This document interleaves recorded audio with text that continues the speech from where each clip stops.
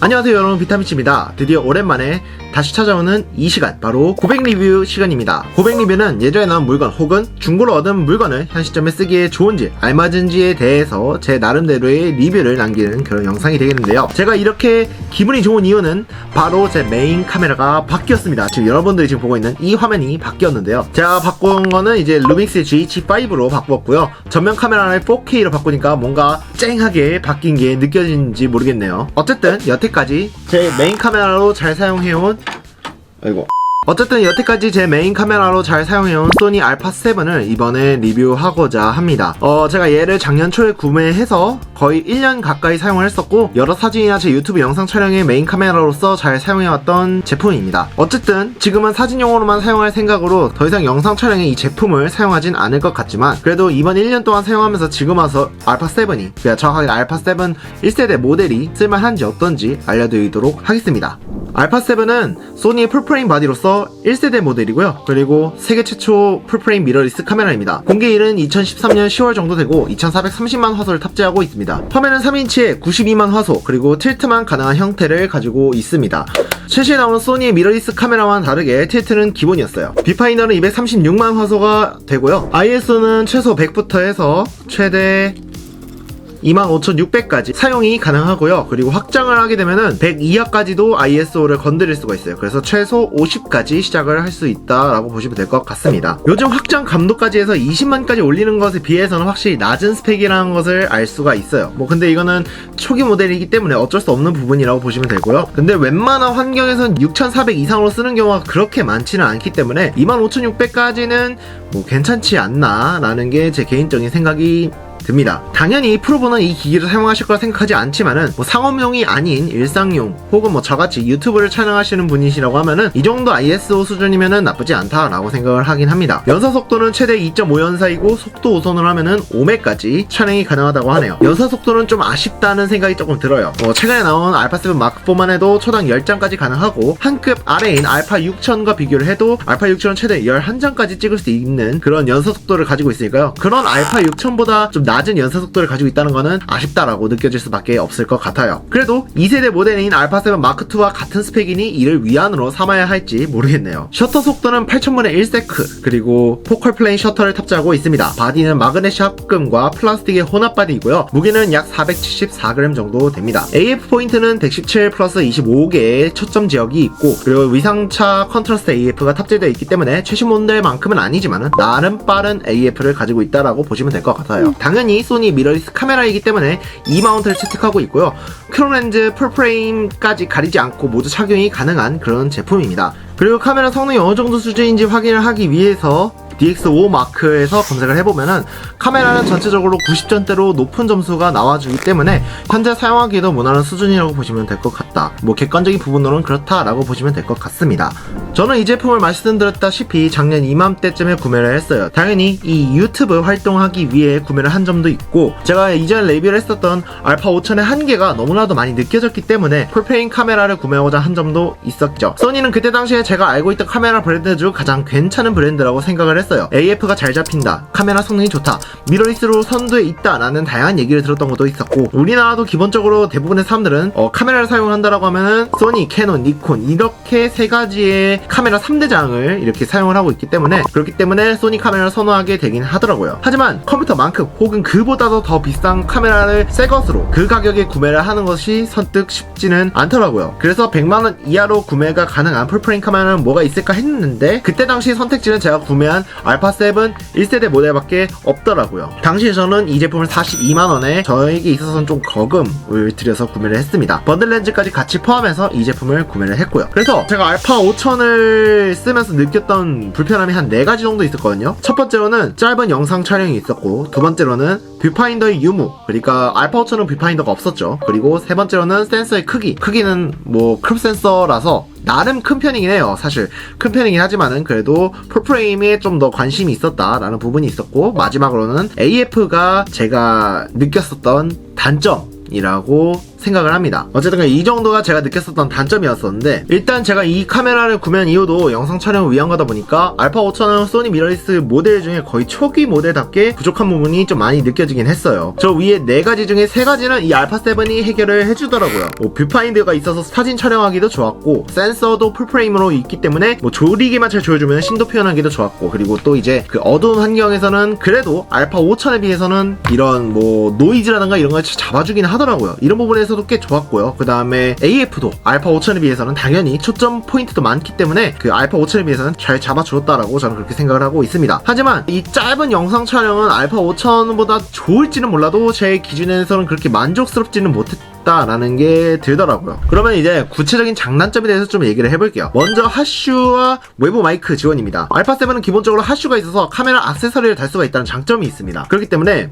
외부 마이크를 지원을 해서 다양한 장면에서도 사운드를 제대로 녹음할 수 있게 해준다는 기능이 매우 편하더라고요. 이어폰 잭도 지원을 하기 때문에 현재 제가 녹음하고 있는 이 목소리를 제대로 모니터링을 할 수가 있고, HDMI도 지원을 하기 때문에 외부 모니터로 제 현재 촬영 모습을 확인하기에도 충분했고, 이 카메라 하나 가지고도 다양하게 사진, 동영상 촬영에 활용을 할 수 있게 되어서 저는 꽤 만족스럽다라고 생각을 했습니다. 그리고 조작 계통도 위에 카메라를 보시면은 다이얼이 5개나 있어요. 그러니까 여기 다이얼 이렇게 4개가 있고, 여기 보시면은 다이얼이 하나 더 있죠. 그렇기 때문에 다이얼이 총 5개가 있기 때문에 사진이나 영상 촬영에서도 다이얼로 빠르게 전환이 가능하고, 밝기 조절, 조리기 조절도 빠르게 설정이 가능해서 전 좋았다라고 생각이 들어요. 자, 그리고 AF, MF 모드로도 빠르게 변환할 수 있는 그런 버튼도 있어서 필요에 따라서 수동 조작도 빠르게 촬영할 수 있기도 하기 때문에 이것도 꽤 편리하긴 하더라고요. 그리고 화이트 밸런스도 상황에 맞게 조정하면서 쓸 수 있다는 점. 메뉴 조작은 초심자에게 좀 불친절할 수는 있지만은 익숙해지기만 한다면은 이것도 금방 적응해서 사용이 가능하다고 봅니다. 그리고 영상도 FHD까지는 지원을 한다는 점은 꽤 괜찮다고 생각해요. 아직까지 유튜브나 이런 영상들도 4K로 넘어가지 않고 계속해서 FHD로 남아있는 경우가 많잖아요. 물론 4K 컨텐츠도 옛날에 비해서는 많이 늘어나는 추세이지만은 FHD도 나쁘지 않다라고 생각하는 편입니다. AF도 무난무난하고 잘 되는 편이라고 생각을 해요. 이전에 사용하던 알파 5000에 비교하면은 아주 빨라지고 괜찮아진 속도라고 봅니다. 하지만 이렇게 장점만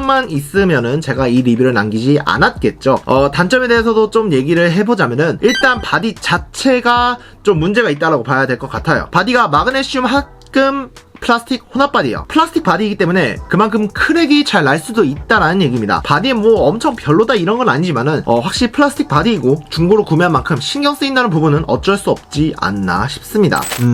어쩌면 이 내구성에 대해 좀 가볍게 얘기한 감이 없지 않아 있고, 제 사용기 관점에서 한 가지 더 언급드리자면, 만약 이 제품에 대해서 관심이 생기신 분 혹은 있는 분이시라면 충분히 고려해야 할 게 바로 이 내구성 및 제품 상태이지 않을까 싶어요. 출시 연도가 2013년인데다가 방아는 고사하고 방진 방적도 없는데 마그네슘 합금이 있지만 플라스틱 바디 채택이라는 점도 충분히 고려해야 해요. 저는 특히 추운 환경, 차가운 환경에 가면 LCD에 예기치도 않는 검은색 선이 한두 줄 이렇게 가로로 쭉쭉 나오는 경우가 있더라고요. 겨울에 사진 찍어 나갈 때 이런 증상이 생겼고요. 메인보드에 문제가 생겨서 AS를 맡겼을 때도 제품이 차가운데 추운데다 보관을 했는지 켜자마자 같은 증상이 생기더라고요. AS 기사님께 여쭤봐도 어떤 증상인지 모른다고 하시고, 이런 부분처럼 이 제품 자체 연식도 고려해야 하고 상태가 이렇다라는 부분도 충분히 고려하신 다음에 제품을 구매하신다면 좀 더 좋지 않을까 싶네요. 참고로 제 증상이 모든 제품에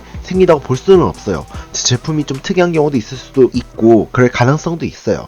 그래서 플롯 작성할 때는 제외를 했는데, 그래도 제가 사용한 경험을 기반으로 한 영상이니 영상 편집하다가 이렇게 녹음으로라도 전하게 됐습니다. 영상 마저 보시죠. 다음은 이 LCD 화면이지 않을까 싶어요. 알파 5000의 장점은 플립을 해서 자신을 찍을 수도 있다라는 장점이 있긴 하지만은 이 친구는 그러지 않죠. 여기는 이 뷰파인더 때문에 이 녀석을 플립으로 안 하고 틸트로만 사용할 수 있도록 설계를 한 것 같아요. 그래도 스위블 같은 다양한 LCD 플립 방식이 있는데도 불구하고 굳이 틸트를 선택했다는 점은 좀 개인적으로 아쉽기는 합니다. 또한 LCD 화면이 좋지가 않아요. 이건 알파 5000 때도 그랬지만은 그래도 알파 5000보다는 나은데, 그래도 LCD 화질이 다른 거에 비해서는 좀 구리다는 것은 어쩔 수 없지 않나 싶습니다. 그리고 이거는 제 카메라에만 생긴 증상이에요. 지금 보시면 지금은 별 문제가 없긴 한데, 가끔 가다 보면은 화면에 검은색 줄이 생겨서 약간 추운 곳, 그러니까 차가운 곳에 장시간을 두게 되면은 이런 증상이 조금 생기긴 하더라고요. 저도 쓰면서 한 2번 정도인가 이런 일이 생겼는데, 자세한 이유를 아시는 분이 있으시다면은 밑에 댓글이나 이런 것 좀 부탁드리겠습니다. 그리고 다음은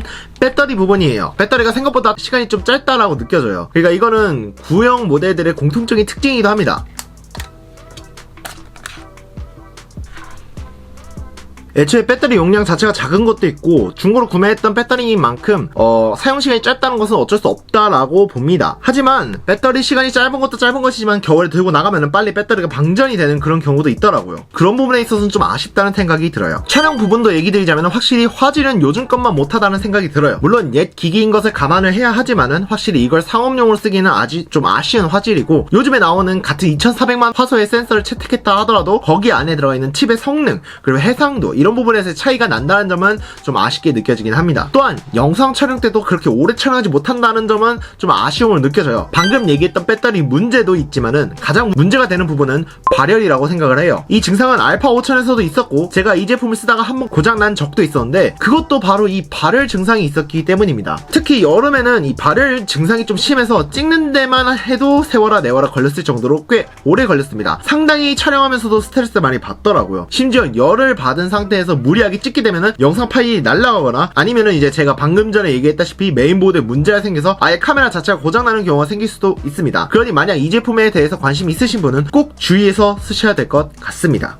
그래서 저는 이 제품을 추천하냐고 여러분들이 묻는다면은 일단 추천하지는 않습니다. 물론 여러분들이 가지고 있는 예산이나 이런 것이 어떻게 되느냐에 따라서 다른데, 제가 비추천하는 이유는 여러분들이 만약에 100만원 안으로 소니의 풀프레임을 구매하실 생각이시라면은 저는 꼭 알파7 마크2를 추천해드려요. 알파7 마크2는 현재 중고가 시세가 거의 50에서 60에 속해 있어요. 거기에 번들 렌즈까지 구비하면 대충 100 안으로도 충분히 구매가 가능하실 거라 생각하거든요. 물론 알파7 마크2도 영상 촬영용으로 쓰기에는 아쉬운 퍼포먼스를 보이기 때문에 영상 촬영에서는 좀 비추드리긴 하지만은 바디손 떨방, 그리고 S로그2, 그리프 조작부 개선, 그리고 LCD 해상도 향상 등등 다양한 부분에서 1세대가 가지고 있었던 문제를 좀 덜어내준 제품이 알파7 마크2이기 때문에 저는 만약에 100만원 안팎으로 소니 풀프레임을 구매를 한다면은 1세대 모델이 아닌 마크2를 추천합니다. 그렇게 비싼 거 말고 뭐 더 싼 거 원한다, 나는 현재 나온 미러리스 풀프레임 카메라 중에 가장 싼 모델을 원한다 싶으면 선택지가 없어요. 그러면은 이 모델을 추천드릴 수밖에 없을 것 같아요. 비록 오래되긴 했어도 플래그십 제품이었고 뭐 웬만한 조작부나 이런 것도 다 들어가 있기 때문에 카메라로 입문을 한다,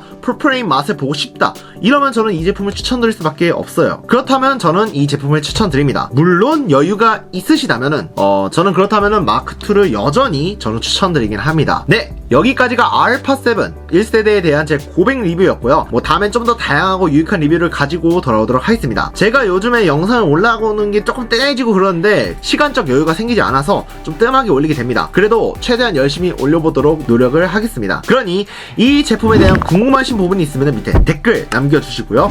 좋아요, 구독도 함께 부탁드릴게요. 그럼 다음 영상에서 뵙도록 하겠습니다.